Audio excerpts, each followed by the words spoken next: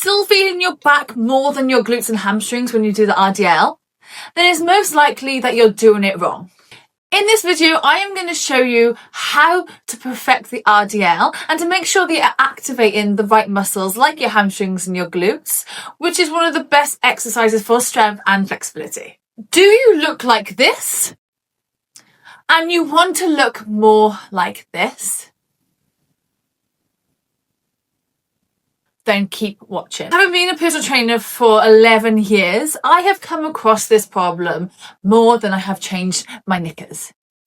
I have now mastered how to coach this, and I am going to let you into my 3-step method that will also get you to do the RDL properly, so you can take it off your lower back and put it into your glutes and hamstrings just like we want to. The one common mistake that I see with people trying to perform the RDL is that they don't actually know how to move their hips correctly. This is the first step to my method, is being able to move your hips and be aware of where your hip position is. The first exercise I am going to get you to do is called cat and cow. If you're familiar, it is a yoga position, but also an exercise that I love to implement into warm-ups and into my method to get people more aware of where their hips are.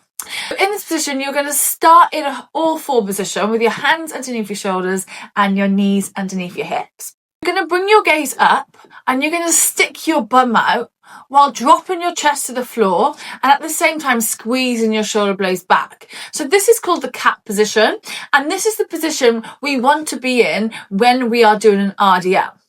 Now we're going to move on to the cow position, where you push your hands into the floor and you're going to round your back as much as you can, tucking your tailbone in, bringing your head down, and I want you to think about bringing your belly button up to your spine, so you're kind of like in an angry cat position.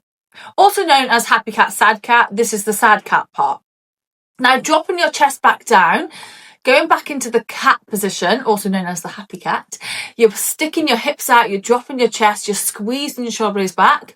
Again, this is the position we want. And then the round in your back position is the position that we don't want. And this is probably what you are doing. And you're taking it off your hamstrings and your glutes. You're not pushing your hips out far enough.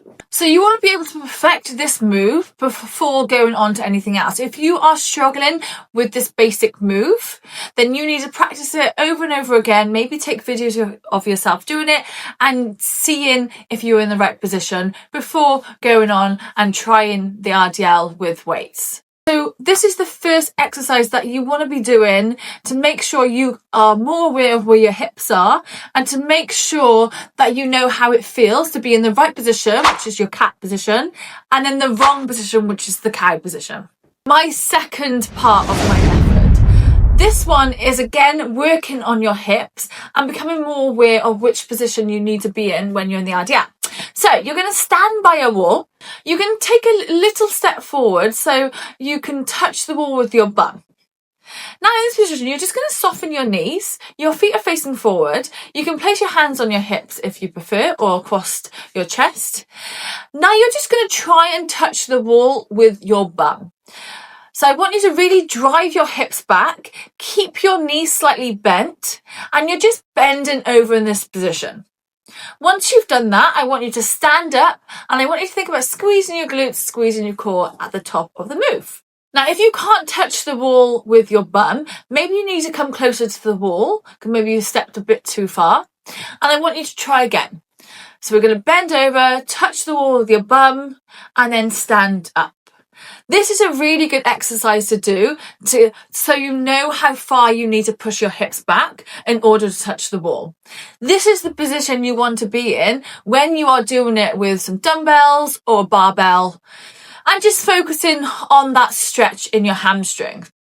Another thing that you need to make sure is when you are doing the RDL, you know you're doing it wrong, is when you don't feel it in your hamstrings.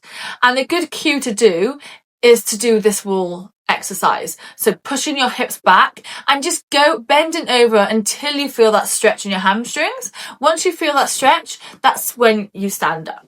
You'll be bending and snapping in no time. So if you're still struggling, you've done 1 and 2 and you're still not quite getting it, this is where number 3 comes into place.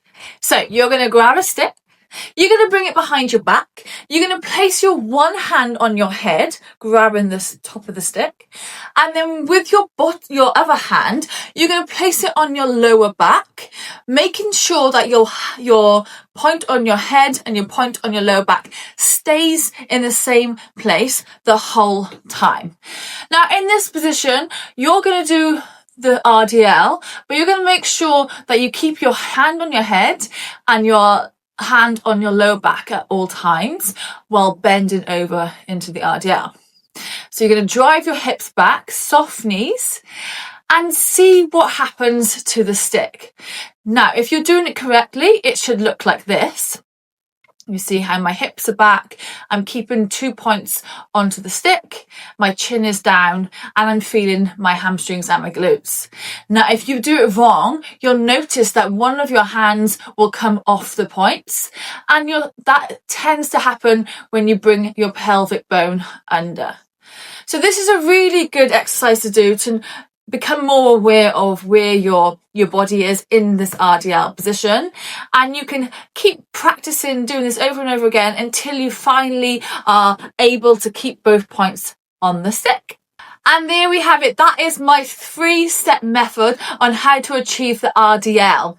Now, if you want more help, more guidance, and more videos like this, then you need to sign up to my 12-week program. It's about getting stronger, becoming more mobile, more flexible, and just having freedom in your movements so you don't go into your 80s and 90s with all these aches and pains, and you can carry on doing your hobbies right into your old age.